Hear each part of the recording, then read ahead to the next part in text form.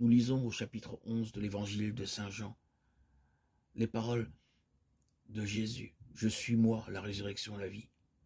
Celui qui croit en moi ne mourra jamais. » C'est maintenant, sans plus attendre, que la vie éternelle fait irruption en l'homme.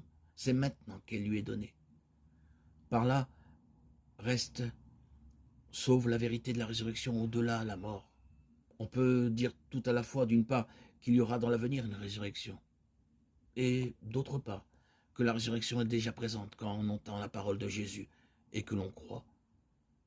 Posséder ou perdre par la mort physique, la vie d'ici-bas matérielle et périssable est secondaire par rapport à la perte ou à la possession de la vie divine qui, elle, ne passe pas. C'est ce que l'évangéliste veut faire comprendre à travers le signe de la résurrection de Lazare.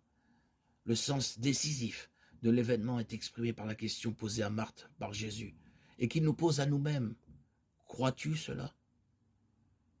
Dans ce contexte, la prière de Jésus, Jean 11, 42, a une importance particulière. Elle montre une fois de plus pourquoi il peut donner aux hommes la vie éternelle.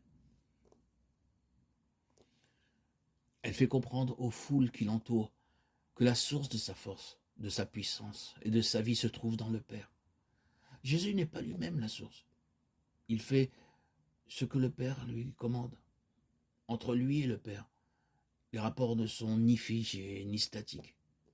Ils ne relèvent pas de l'ordre biologique, comme si le Christ recevait seulement du Père sa vie corporelle.